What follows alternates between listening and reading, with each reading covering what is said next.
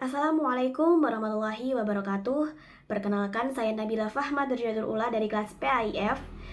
Saya akan membuat materi ajar berbasis video yang akan saya implementasikan di SMA Negeri 1 Purwasri Pendidikan Agama Islam dan Budi Pekerti fase F kelas 11 untuk memenuhi tugas mata kuliah PLP bahan ajar.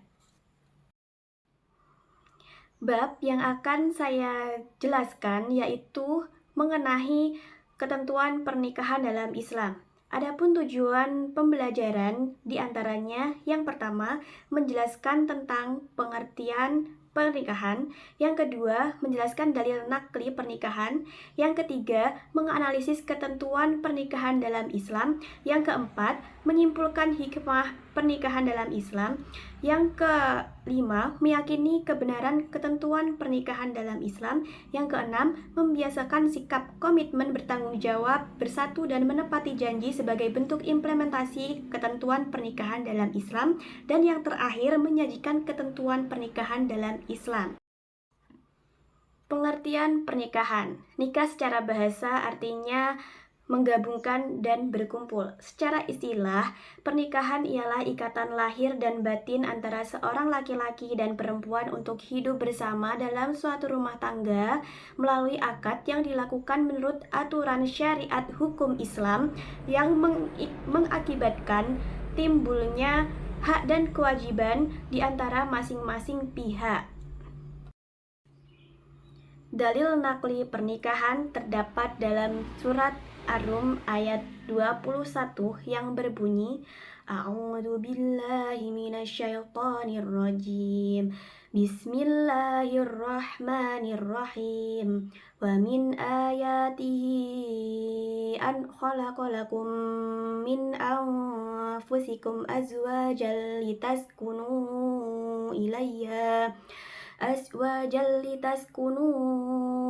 ilaiha wa ja'ala bainakum mawaddatuh wa rahmah. Inna fi dzalika laayatil liqaumin yatafakkarun. Adapun tujuan pernikahan ada 5. Yang pertama, untuk memperoleh kebahagiaan dan ketenangan hidup. Yang kedua, untuk membina rasa cinta dan kasih sayang. Yang ketiga, untuk memenuhi kebutuhan biologis yang sah dan diridhoi Allah Subhanahu wa taala. Yang keempat, melaksanakan perintah Allah Subhanahu wa taala dan Rasul-Nya. Dan yang terakhir, untuk memperoleh keturunan yang sah. Hukum menikah ada 5. Yang pertama, sunnah. Bagi orang yang sudah mampu dari segi lahir batin untuk menikah, akan tetapi masih sanggup mengendalikan dirinya dari godaan yang menjerumuskan kepada perzinahan. Yang kedua, wajib hukumnya untuk orang yang telah mampu menikah, mampu dari segi lahir maupun batin. Apabila seseorang tersebut tidak menikah, ia khawatir akan terjerumus ke dalam perzinahan. Yang ketiga, mubah, yaitu artinya yang dibolehkan. Seseorang dihukumi mubah untuk menikah apabila faktor-faktor yang mengharuskan maupun menghalangi terlaksananya pernikahan tidak ada pada diri seorang tersebut. Yang keempat, makruh. Hukum menikah menjadi makruh apabila orang yang akan melakukan pernikahan telah memiliki keinginan atau hasrat, tetapi ia hanya memiliki bekal untuk biaya pernikahan, namun belum mempunyai bekal untuk memberikan nafkah. Yang terakhir, haram. Haram menikah untuk orang yang akan melakukan pernikahan tetapi ia mempunyai niat yang buruk seperti menyakiti perempuan atau niat buruk yang lainnya. Memilih pasangan dalam pernikahan sesuai dengan Rasulullah SAW ada 4. Yang pertama, yaitu dari hartanya, kedua nasabnya, keturunannya, yang ketiga kecantikan atau ketampanannya, yang terakhir yaitu agamanya. Ketentuan pernikahan ada 5. Pertama, syarat rukun pernikahan. Syarat ialah suatu hal yang harus dipenuhi sebelum melakukan suatu perbuatan tertentu. Rukun ialah hal yang harus ada ketika melakukan melakukan suatu perbuatan. Rukun nikah ada 5. Pertama, adanya calon suami. Adapun syarat dari calon suami, yang pertama, calon suami benar-benar laki-laki. Yang kedua, calon suami bukanlah orang yang haram dinikahi bagi calon istri. Yang ketiga, tidak terpaksa. Yang keempat, calon suami jelas identitasnya. Dan yang terakhir, tidak sedang melakukan ihram. Adapun rukun yang kedua ialah adanya calon istri. Syarat bagi calon istri, yang pertama, calon istri benar-benar perempuan. Yang kedua, calon istri bukan wanita yang haram dinikahi. Yang ketiga, jelas identitasnya. Dan yang terakhir, tidak sedang melakukan ihram. Adapun rukun yang ketiga, adanya wali. Syarat menjadi wali, yang pertama ada Islam, baligh, berakal sehat, merdeka, bukan budak, laki-laki, kemudian adil, bukan orang yang fasik, dan urutan wali adalah bapak, kakek, saudara laki-laki sekandung, saudara laki-laki sebapak, saudara laki-laki seibu, anak laki-laki dari saudara seayah, anak laki-laki dari saudara sekandung, anak laki-laki dari saudara seibu, paman, dan anak laki-lakinya paman. Kemudian bagi perempuan yang tidak memiliki wali, misal walinya atau ayahnya itu sudah meninggal, bisa diwakilkan kepada pengurus di KUA. Yang keempat yaitu 2 orang saksi. Syarat bagi 2 orang saksi, yang pertama Islam, baligh, berakal sehat, merdeka, bukan seorang budak, laki-laki, dan adil, bukan orang yang fasik. Kemudian yang rukun kelima adanya sigot atau ijab kabul. Nah, ijab kabul ini dilakukan dalam keadaan bersambung. Untuk syarat yang pertama. Syarat yang kedua, tidak ditambahi dengan keterangan jangka waktu tertentu. Nah, yang ketiga, lafadz jelas maksudnya. Nah, yang keempat, ijab dan kabul menggunakan kalimat nikah, tazwij, atau turunannya yang lainnya. Yang terakhir yaitu ketentuan pernikahan yang kedua yaitu orang-orang yang tidak boleh dinikahi. Perempuan yang haram untuk dinikahi bisa disebut dengan mahram. Nah, mahram ini ada 2 sebab. Yang pertama, mu'abbab atau haram selamanya. Yang kedua, ghairu mu'abbab atau haram selama masih ada ikatan pernikahan. Nah, mu'abbab sendiri itu terbagi menjadi 4 golongan. Yang pertama, senasab atau keturunan. Yang kedua, sepersusuan. Yang ketiga, ikatan pernikahan. Nah, untuk ghairu mu'abbab atau haram selama masih ada ikatan pernikahan itu maksudnya dinikahi keduanya, seperti saudara perempuan dari istri, kedua saudara sepersusuan istri, ketiga bibi dari istri, yang keempat keponakan perempuan dari istri. Itu haram hukumnya. Ketentuan pernikahan yang selanjutnya yaitu pernikahan yang tidak sah menurut Rasulullah SAW, diantaranya yang pertama pernikahan mut'ah. Nah, mut'ah sendiri yaitu pernikahan yang dibatasi untuk jangka waktu tertentu, baik sebentar ataupun lama. Yang kedua, pernikahan syighar, yaitu pernikahan dengan persyaratan barter tanpa pemberian mahar. Yang ketiga, pernikahan mahalil, yaitu seorang menikahi wanita yang telah dicerai 3 kali oleh suaminya untuk diceraikan lagi agar halal dinikahi kembali oleh suaminya yang pertama, dan ini dilakukan atas permintaan dari suami pertama tersebut. Yang keempat yaitu pernikahan orang yang sedang ihram. Yang kelima, pernikahan dalam masa iddah. Selanjutnya adalah pernikahan tanpa wali, dan yang terakhir adalah pernikahan dengan wanita yang musyrik. Ketentuan pernikahan selanjutnya yaitu hak dan kewajiban suami istri. Adapun kewajiban suami terhadap istri yaitu yang pertama memberi tempat tinggal yang layak kepada istri sesuai dengan kemampuan. Yang kedua, memberi nafkah istri menurut kemampuan suami. Yang ketiga, berinteraksi dengan istri secara ma'ruf atau baik. Yang keempat, menjadi pemimpin keluarga yang bertanggung jawab. Dan yang kelima, membantu istri dalam melakukan tugas sehari-hari.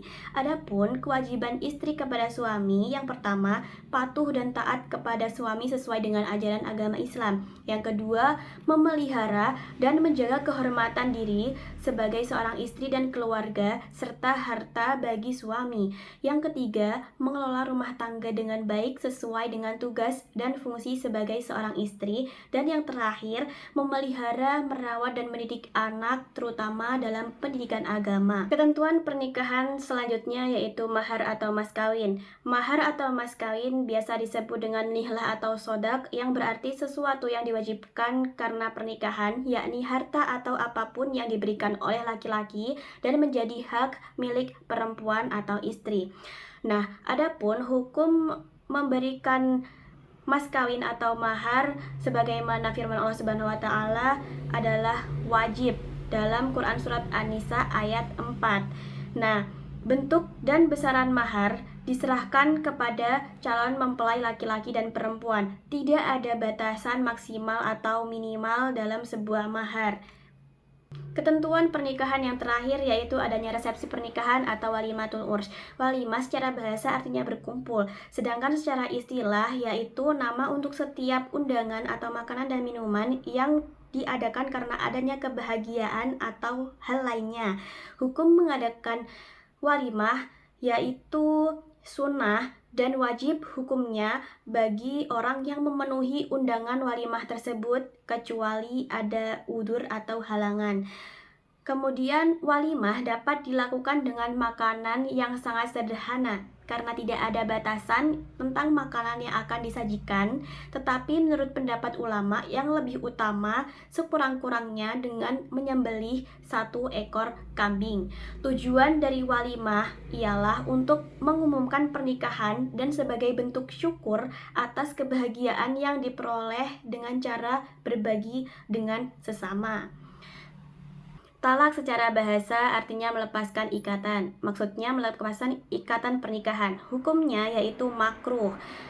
Adapun hukum tersebut dapat berubah sesuai dengan kemaslahatan dan kemudaratan keberlangsungan ikatan pernikahan. Di antaranya menjadi wajib, yang kedua menjadi sunnah, yang ketiga menjadi haram, dan yang keempat menjadi makruh.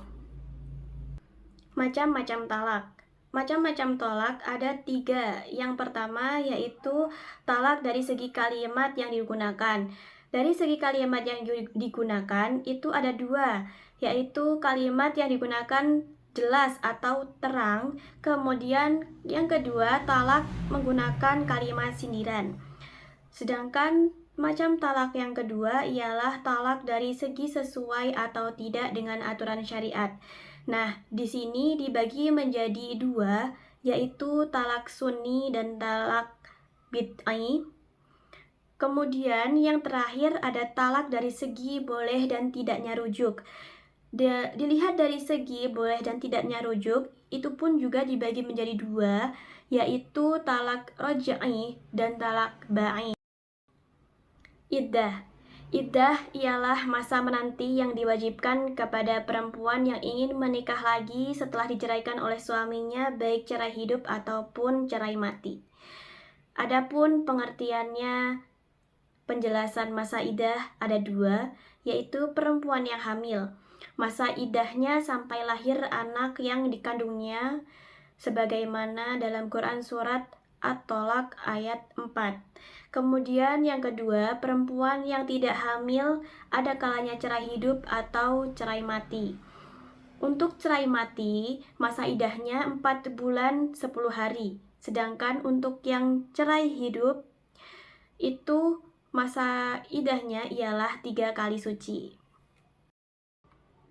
Rujuk dalam bahasa Arab yaitu roja'a yang berarti kembali. Secara istilah, rujuk adalah mengembalikan istri yang masih masa iddah tolak roja'i, bukan ba'in.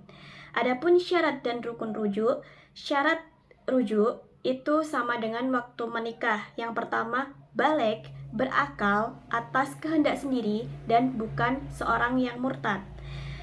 Adapun rukun dari rujuk yaitu yang pertama adanya perceraian atau talak, yang kedua orang merujuk itu suami, yang ketiga adanya siwot, yang keempat orang yang akan dirujuk yaitu istri. Pernikahan menurut Undang-Undang Nomor 1 Tahun 1974 dan Undang-Undang Nomor 16 Tahun 2019. Dalam Undang-Undang Nomor 1 Tahun 1974 dijelaskan bahwa tujuan pernikahan ialah untuk membentuk keluarga atau rumah tangga yang bahagia dan kekal berdasarkan ketuhanan Yang Maha Esa. Di dalam undang-undang tersebut, pencatatan pernikahan yang sah menurut negara hanya dapat dilakukan oleh petugas pencatat nikah atau PPN yang berada di wilayah masing-masing. Perincian tentang pencatatan pernikahan diatur pada Undang-Undang Nomor 32 Tahun 1954. Sedangkan Undang-Undang Nomor 16 Tahun 2019 merupakan perubahan atas undang-undang sebelumnya. Di antaranya perubahan dalam perkawinan hanya diizinkan apabila pria dan wanita sudah mencapai umur 19 tahun minimal, agar tidak terjadi cacat dalam pernikahan. Hikmah pernikahan dalam Islam. Yang pertama, dapat melaksanakan perintah Allah Subhanahu wa taala dan Rasul-Nya. Yang kedua, terbentuknya keluarga bahagia dan saling menyayangi.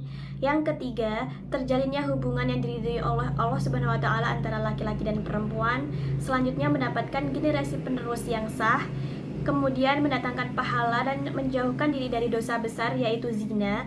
Selanjutnya terjalinnya tali silaturahmi antar keluarga dari pihak suami dan istri. Dan yang terakhir bisa membukakan pintu rezeki dari Allah Subhanahu wa taala. Kesimpulan menarik dari ketentuan pernikahan dalam Islam ialah pernikahan dalam Islam bukan sekedar goal hidup ataupun pamer di media sosial, akan tetapi melainkan ibadah dan tanggung jawab yang besar. Islam menetapkan aturan jelas dari rukun, syarat sah, hak dan kewajiban setiap pasangan. Intinya, menikah itu bukan cuma soal cinta, melainkan komitmen, tanggung jawab, kesiapan mental dan spiritual. Buat yang lagi FOMO dalam pernikahan, penting banget untuk paham bahwa pernikahan bukan lomba siapa yang lebih dulu. Islam menekankan persiapan diri mencari pasangan yang baik agamanya dan membangun rumah tangga yang sakinah mawaddah warahmah. Jadi, jangan buru-buru karena tren atau tekanan sosial. Fokuslah pada kualitas hubungan dan kesiapan diri. Karena dalam Islam, pernikahan itu bukan sekedar happy ending, tapi awal perjalanan menuju ridho Allah Subhanahu wa taala. Thank you for watching. Wassalamualaikum warahmatullahi wabarakatuh.